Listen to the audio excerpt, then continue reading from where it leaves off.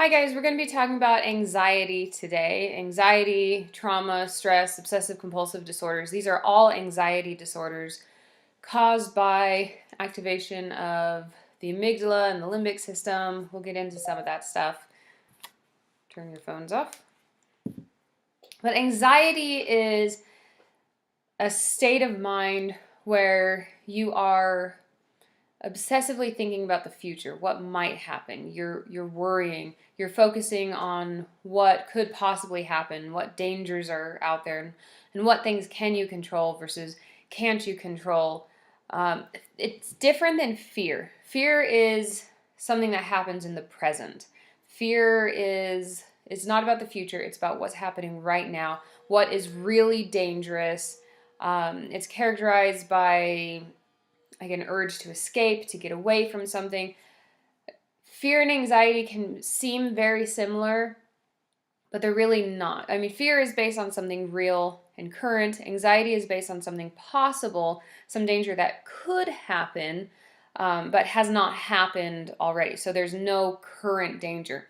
And yet the nervous system is activated in a similar way for both. So you have the parasympathetic and the sympathetic nervous system. The sympathetic nervous system is what winds you up. It's what causes the alarm phase of the stress response cycle that hopefully you learned about in Psych 101. It causes that to activate. The parasympathetic nervous system calms you down. So anxiety, trauma, stress, obsessive compulsive, all of these disorders, as well as fear, are both activations of the sympathetic nervous system. And so your body responds similar in a physiological manner, but it is caused by a different mental state. So these are the different anxiety disorders we will be talking about. The basic anxiety disorders: generalized anxiety disorder, panic disorder with and agoraphobia. It could be with specific phobias like fear of clowns, fear of being without your cell phone, fear of heights, social anxiety disorders. Then we have the trauma and stressor related disorders, primarily post-traumatic stress disorder, PTSD, although you could also have like acute stress disorder and such. So you'll see in the DSM that there's a lot of these different ones under that. We also will be looking at the obsessive compulsive disorders and the disorders that are related to that. So you have, of course, OCD, but we'll also be talking about body dysmorphic disorder, where you have obsessive compulsiveness regarding your body. And we'll talk about a few other ones that we will get into later. Now, panic attacks are not a disorder. This is something that a lot of students ask about. Panic attacks are when your sympathetic nervous system surges that there's something dangerous right now. Now, there's nothing wrong with a panic attack when there is a real danger. If you don't have a panic attack when a lion is running after you and you just stand there and calmly let the lion eat you, that's not good for survival. Panic attacks are problematic when they are triggered by a fear that is not real. I hesitate there because is a fear of clowns real? I mean, the fear is real, but it's not caused by real danger. So the clowns are not dangerous. I know some of you might be disagreeing with me right now, but clowns are not dangerous. Now, a clown who is trying to kill you is dangerous, but not because they're a clown, because they're trying to kill you. There's a fear of Q-tips. Okay, Q-tips are not dangerous. They're not something you should have panic attacks over. Even something like driving. Driving is dangerous, but there's no real danger that has currently happened. So again, the anxiety is because of a future possibility that something could happen. So panic attacks are often something that is, let's see, oh, I already talked about this. Blah, blah, blah. You can look at that on your own because I already talked about it. Oh yes, I do have a slide on panic attacks. I'm just talking and I have slides about this, which makes sense why I'm talking about it. So panic attacks, physical symptoms, you have heart palpitations, chest pain, dizziness, sweating, chills, heat, could be hot flashes, cold flashes. But I mean, just think about any time when you were really afraid. You know, go watch a video on YouTube of some, crazy stunts or something, and you'll get a little tiny panic attack. or watch a scary movie. Those feelings of fear are a panic attack. But we just call it being afraid if it's caused by fear of a present danger. Panic attack if it's an anxiety related. So like there's no reason to panic, then we call it a panic attack. Now cognitively, these people during a panic attack often feel like they're dying, they're losing control, they're going to have a heart attack. Many people who go into the ER for heart attacks are actually having panic attacks. They feel like they're going crazy. So it's a really unpleasant sensation. If you're having a panic attack in water, you might feel like you're drowning. So it's no fun at all, especially if you're driving or something like that. And that's why panic anxiety disorders are often related with agoraphobia, where I don't want to go out or leave my home because I'm afraid I'm going to have a panic attack. And then it also can be embarrassing because imagine, like there's a video on the website of a newscaster who had a panic attack on live TV. And so, that could eventually lead to him not wanting to go on TV, not wanting to, quitting his job and becoming a homebody or an agoraphobic because he doesn't want that embarrassment. So there's two types, expected and unexpected. That's just what it means. So sometimes people can feel the panic attack coming on. They know certain things are going to trigger it. So they know that going outside or getting in a car is going to trigger a panic attack. So there's a cue, some clear reason for the panic attack. Other times people have panic attacks for no reason and it happens unexpectedly. There's no cue for it, and they can't predict when this panic attack is going to happen. And oftentimes the unexpected panic attacks they're more difficult to deal with because, of course, you can't control the situation. You never know when it's going to happen. And that's more likely to lead to the person becoming an agoraphobic, where they don't want to leave their house because they have no idea when it's going to happen.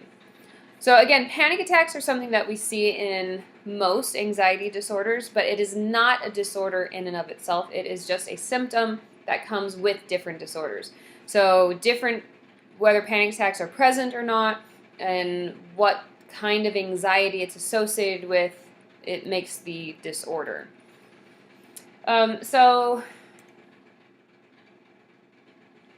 Yeah, I think this is basically what I just said. So there's a relationship between anxiety, fear, and panic attacks. This is in your textbook. So the emotional state is going to trigger anxiety or fear, depending on what's going on. And then that could lead to panic attacks. But you can have an anxiety disorder without any panic attacks, so remember that. These are the diagnostic criteria for panic attack in the DSM. This is the DSM-5, so the DSM-4 might be slightly different with this, but let's just go over DSM-5. So an abrupt surge of intense fear or intense discomfort. So it doesn't usually build up to panic. It just all of a sudden happens. Panic attacks are usually 10 minutes long, or at least they peak in 10 minutes, and then after that they're gone, which is really good to educate a patient or a client about. If you're doing counseling or if you're a nurse, educate your patient who's coming in with panic attacks. It lasts for about 10 minutes and then it'll be over. So don't try to escape the panic attack. Sit with it, deal with it, just feel the panic. And it's uncomfortable, it feels horrible, you feel like you're dying, but you're going to be okay. So just sit through it and try to relax, try to get through it. And if you can get through it without trying to escape whatever's triggering it, then eventually it's going to go away. I'll talk more about that later when we talk about treatment, but that's one of the treatment methods, which is called graded exposure, where you expose yourself to the fearful stimuli for long enough to get through the fear, and then that your phobia or whatever's triggering the fear, that's going to go away. So palpitations, pounding heart rate going really fast, sweating, trembling or shaking, sensations of shortness or of breath, or feeling smothered, feelings of choking, chest pain or discomfort, which is often what leads people to the hospital with thinking they're having a heart attack, nausea or abdominal distress, feeling dizzy, unsteady, lightheaded or faint, chills or or heat sensations, paresthesias, which is numbness or tingling, derealization, feelings of unreality or sort of like you're detached from the world. Maybe you feel like really lightheaded, like your head is sort of floating away like a balloon. Fear of losing control or going crazy, and fear of dying. So these are the 13 criteria. You do not have to have all 13 of these to get a diagnosis of having a panic attack. You have to have 4 or more. Okay? So, yeah. I think that's it about that. Now, I will say before I go on that panic attacks are not necessarily all in your head. And you'll often hear doctors dismiss people and say, oh, they're just crazy, it's in their head. It could be being caused by a purely psychological reason, but it could also be being caused by a physiological reason. So panic attacks are associated with magnesium deficiency, with too low fat of a diet. So fat is used for making all sorts of hormones and chemicals in the body that are really important for your mental health. And with this whole low-fat diet craze that the government started in the 70s, it has caused a lot of mental health issues over the years. So if I get a client with panic attacks or anxiety disorders, first thing I'm going to suggest is that, well, of course I suggest they go to the doctors because legally I'm not allowed to give medical advice. But I made the suggestion they should talk to their doctor about taking supplemental magnesium because that is really good at lowering anxiety. They should increase the fat in their diet. There's some other other supplements that could help, like taking tryptophan or GABA or things like that. There's over-the-counter supplements that could be really helpful for panic attacks. But magnesium, definitely the first one. I mean, go take a Epsom salt bath. You know, that's going to get magnesium coming in through your skin, which will help you to relax. And relaxing period is a good stress reducer. So there's some things medically that could be causing it, as well as not just a deficiency in something, but if you have hyperthyroidism, where your thyroid gland is producing way too much thyroid hormone, you could just feel this intense anxiety and panic and phobias and paranoia. There's physical disorders that could cause anxiety. So as a therapist, you have to remember not everything is in their head. Sometimes it's also physical. And if you're going into nursing or medicine or any of the health fields, remember that mental health and physical health are all the same thing. The brain is physical. So if there's something wrong with the mental health, there has to be something wrong with the physical health too. Now, which one's causing which is the question, but you have to treat both sides or you're not really treating your client appropriately.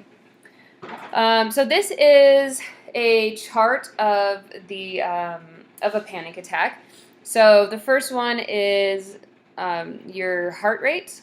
So you have your baseline, everything's going fine, and then all of a sudden panic. Okay, so you see it shoots up in like just seconds. Okay, 1 minute, it's gone from fine to all of a sudden, holy cow. Okay, and then a few more minutes, and it's gone. 10 minutes, gonna be back to baseline. So you have to teach people, because a lot of times what people with panic attacks do is they get themselves even more freaked out. Because all of a sudden they feel it coming on and they're like, oh my gosh, I'm going to have a panic attack, I'm having a heart attack, I'm going to die. And then, of course, their anxiety is through the roof. So if they can be taught this is a panic attack, you just need to relax, it'll be gone in just a few minutes, then that helps to keep it from getting as intense. This is an EMG. Yeah, but I can't see these. Yeah, EMG. Oh, and this is body temperature. Okay. What I always found interesting with these charts is that it seems to dip right below a panic attack. And one of the explanations that I've heard is that they actually calm themselves down as they focus on their internal bodily signals, like, oh, what's going on with my heart? What's going on with my physical self? And they really tune in strongly to what's going on in their own body, which is sort of meditative. And that might be why you have this slight dip right before a panic attack. So they actually calm themselves down in order to find out if they're going to have a panic attack, and then they freak themselves out. And so it's really interesting that these people are good at calming themselves down. So if they can just take that into the panic attack, then they'll help even more. And there's like biofeedback treatments you can do where like I hook you up to a heart rate monitor and you see what's going on, and you can watch yourself calming yourself down or freaking yourself out, and that actually is really helpful for people with anxiety to learn how to calm themselves down. Gosh, I keep getting ahead of myself in this lecture. So there are physiological causes for anxiety and panic attack. Number one, some people are born with just a more sensitive sympathetic nervous system, so they're just more likely to get anxious and upset about things. They're more sensitive to external stimuli and internal stimuli, what's going on in their own body. Somebody says something to them, they're more likely to react. Think like, how scared do you get at a horror movie? Are you really sensitive to it and it really startles you? Or my brother-in-law was saying yesterday, horror movies are stupid. He doesn't enjoy them at all because it's like, oh, I bet there's a bad guy's gonna jump out of that closet. Oh, big surprise, bad guy jumped out of the closet. Doesn't bother him at all. And so he's very unlikely to get an anxiety disorder because he just doesn't have a sensitive nervous system. So some people are just born more likely. They're born predisposed to an anxiety disorder physiologically. So there are genetic influences to this where you inherit it. This is the polygenetic influences, multiple genetic influences. Also, you may have more CRF or corticotropin releasing factor, and this helps to control the hypothalamic pituitary adrenal axis, the HPA axis. And this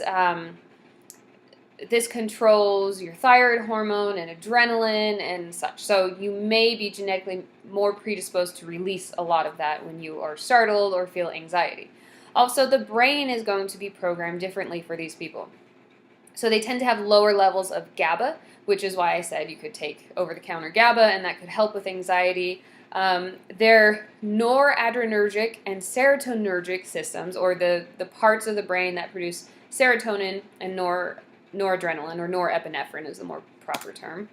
Sorry, my screensaver keeps coming on. So people with anxiety disorders are more likely to have problems with these systems. They'll produce less norepinephrine, less serotonin than other people. And of course, these are the neurotransmitters that are making us feel good, particularly serotonin. And so low levels of those, more likely to have anxiety. Now the question is, were you born with lower levels and that caused anxiety, or were you triggered with something in life like a trauma and that changed your neurotransmitter release? The answer is both could happen, and the way you tell the difference, sometimes you can't, but you can go back in the history and find out, did you always have anxiety issues? Because if you were anxious as a child, yeah, most likely you were born that way, unless something significant happened in childhood. If you have had no anxiety disorders your entire life and then you were raped and all of a sudden you have anxiety, well, yeah, it was the mental health factor then changed your whole body. But they're both being changed. Whether it started with your body and went to the mental health side, and went to your psyche, or if it started with your psychology and then it went to your biology, both are being impacted. So I just really want to emphasize that you're not properly treating your patient unless you're looking at both sides of this coin. Because remember, the brain is both psychological and physical. Psychology is physical. It is physiological. So even if it was, this woman was raped and then it created anxiety, I would still consider saying, look into magnesium, look into GABA, look into Epsom salt baths, maybe take more tryptophan or eat a serotonin boosting diet.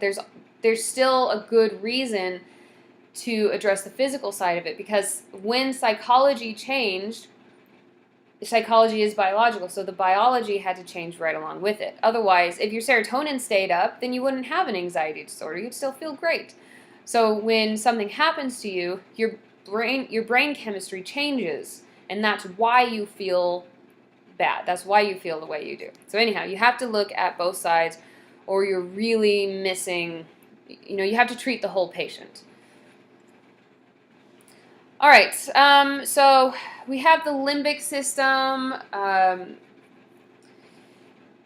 The limbic system is part of the brain that controls emotions. And I'm actually going to put a video up for you to watch about the limbic system that is really good. You need to watch it, and it will help to explain all this better. But there's a particular part of the limbic system that helps to control behavior. It's called the behavioral inhibition system.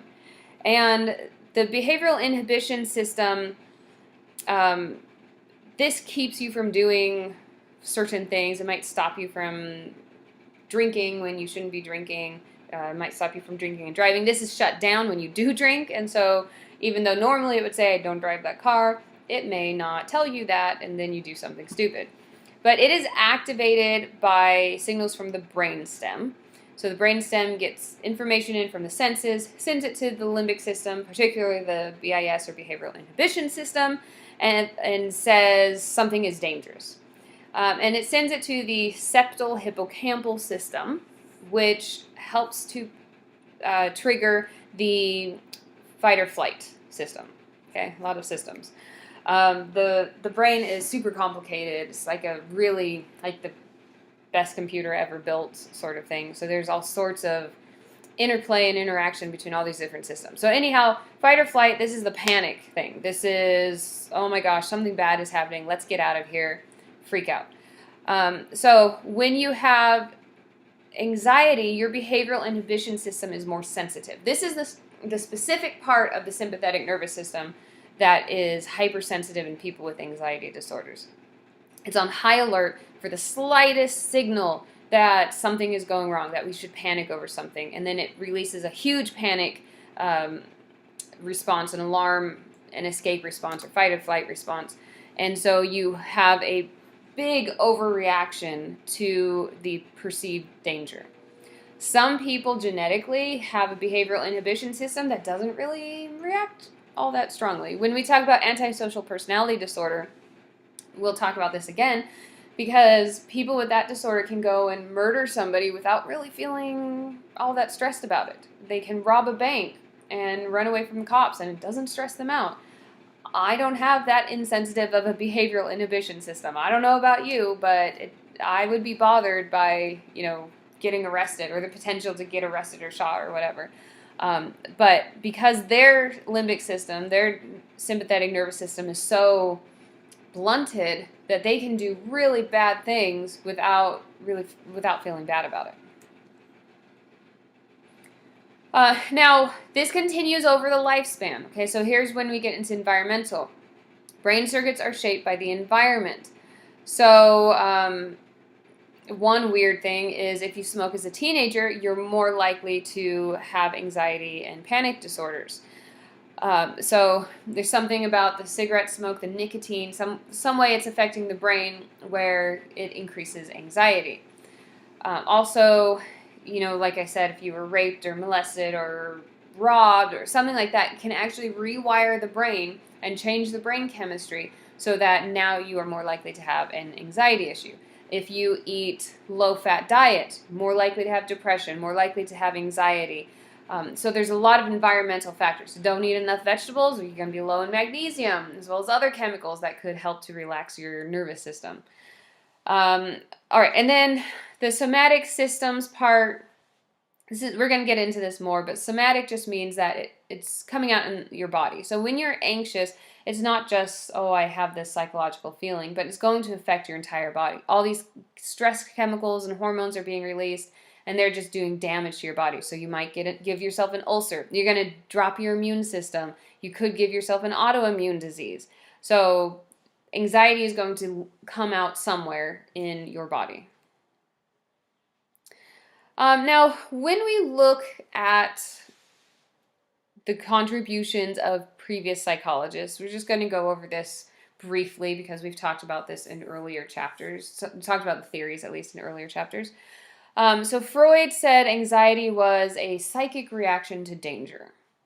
And then it was also a reactivation of infantile fear situations. So how you were raised to respond to stress, what sort of dangers and fearful stimuli you were exposed to as a baby is going to control how you respond as an adult. Remember with Freud, everything was, like, tell me about your mother. So what happened in those early years is going to completely control the rest of your life. And there's some truth to that. It's not 100% true because you continue to develop across the lifespan. But those early years really set your brain neurons and brain chemistry. And it's hard to change after those early years. Just like learning a language. You can learn a language as an adult, but if you learn it at 2, it's a piece of cake. The behaviorist said that we were conditioned into having fear. Remember John B. Watson with his little Albert experiment where Albert wasn't afraid of the rat, and then Watson gave him a phobia of white rats or everything that was white and fluffy. So we are conditioned, whether classically or operant conditioned, we learn to associate certain things with fear. Also, observational learning wise, you have modeling where you see other people be anxious and you vicariously learn, you're vicariously conditioned. So you aren't consequenced, but seeing a model in your life becoming fearful, you associate that with the stimuli. So if your parents are afraid of dogs, you're likely to be afraid of dogs, or the reverse. Okay, and then cognitively, we also have our own personal beliefs about control over the environment. So, how much control do you have over your life? One of the interesting things is that religious faith decreases fear and anxiety and stress and so on. So, what's interesting about that is that depending on what religion you are, but let's say like Christianity. In Christianity, you believe that you don't have control over life, which normally we would say would increase anxiety. So feeling like you have a lack of control increases anxiety. But as a Christian, you believe even though I don't have control, there is a loving God who is going to take care of me and is looking out for my best interests, and he's in complete 100% control of everything. And so you sort of vicariously feel like you have control over everything in your circumstances, and now you have less anxiety and less stress. So I had a professor who, when she did counseling, the first thing she would tell people if there was a stress-related issue is you should go to church, because that will help to decrease stress and anxiety and so on. Talk about all this. So the triple vulnerability model is just saying that there's 3 sides to anxiety. So there's the biological vulnerability, there's the psychological vulnerability, and then there's specific psychological vulnerability. So generalized and specific. So biological vulnerability, if you remember the diathesis stress model, which said we are predisposed to certain illnesses or mental health illnesses, and a life event then triggers that, triggers stress, and how am I saying this? You're stressed out and it activates that vulnerability. So like in my family, every single woman, literally every single woman, going back as far as my great-grandmother and all of my aunts and cousins and second aunts and second cousins all have Hashimoto's thyroiditis. If you don't have it yet, we just wait for a stressful event and then you will have it. It's like guaranteed in my family, which sucks, I can tell you. But, at least the nice thing is we have a whole family that everybody, if you need to take a nap, nobody cares because they're probably taking a nap too. So, so if you are in my family and you're a female and you, get a divorce, then I guarantee at the end of it, you are going to have Hashimoto's thyroiditis. And your family could be cancer. It could be a particular type of cancer, like breast cancer. It could be schizophrenia. There's all sorts of illnesses that are written into your genetic code and don't show up until you are exposed to an extreme stressor. Then you have your generalized psychological vulnerability, which is beliefs and perceptions. If you're religious or not, that would fall into that category. And then specific psychological vulnerability. So how did you learn to cope with stress? Did your parents totally flip out? Did they turn to alcohol? Or did they learn a better way to deal with stress? So and you learned a better way to deal with stress from them showing you, like they go for a walk when they're stressed out, or they sit down and they talk about it in a mature manner, or they journal to get their stresses out. So you could have strengths in any of these areas, and you also will have weaknesses in the areas.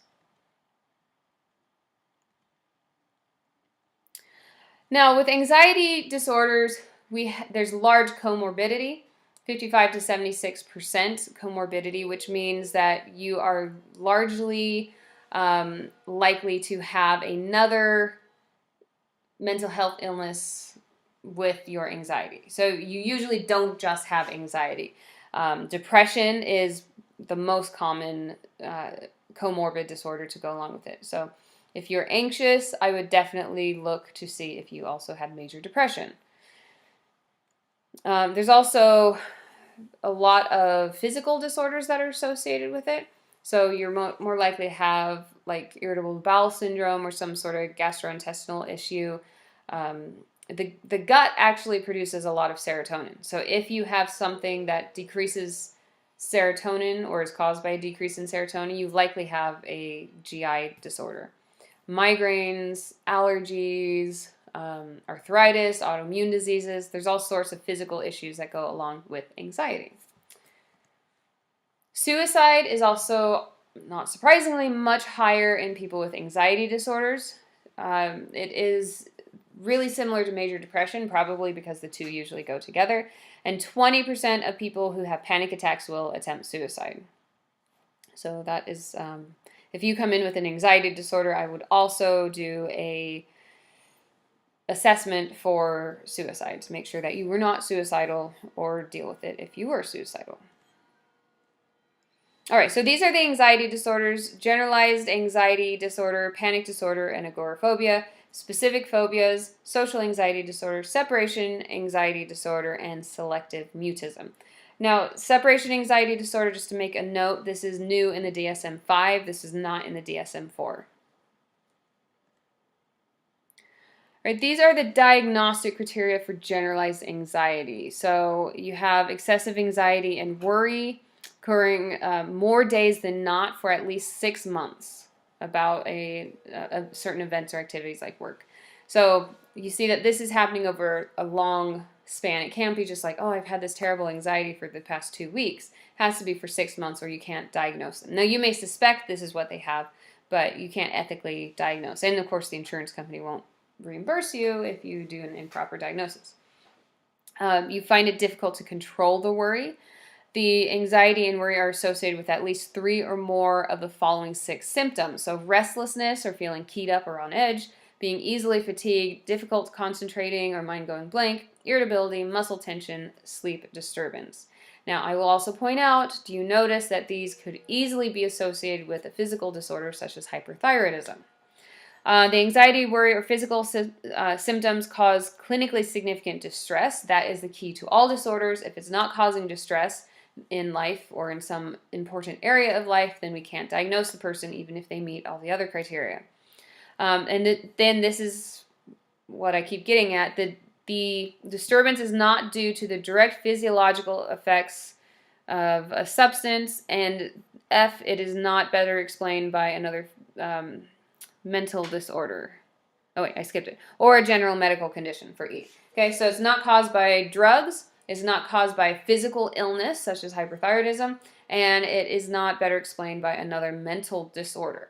Okay, so you can't diagnose someone with general anxiety disorder if they obviously have a panic, like a specific phobia disorder. You wouldn't give them both, most likely. All right, so basically generalized anxiety disorder is where they're worrying about everything and there's no good reason for it. It's focusing on minor everyday events. It's just, there's no real major worry. There's no reason. So if you talk to somebody and say, what are you anxious about? And they say, I don't know, I don't have a reason to be anxious, but I'm anxious all the time and I'm always worrying, and I worry about doing the laundry and will that get done, and will there be traffic to pick my kid up, just all this worry about little stuff, then that is generalized anxiety disorder. We often see it with sleep disturbance, irritability, and not surprisingly leads to behaviors like procrastination, over preparation. Again, I want to point out that Many of these things could be caused by a physical issue. So, sleep disturbance and irritability, that's like every physical disorder in the world. Anxiety is not caused by everything, but it could be caused by cancer, thyroid problems. I mean, there's just a whole bunch of things that could be causing it.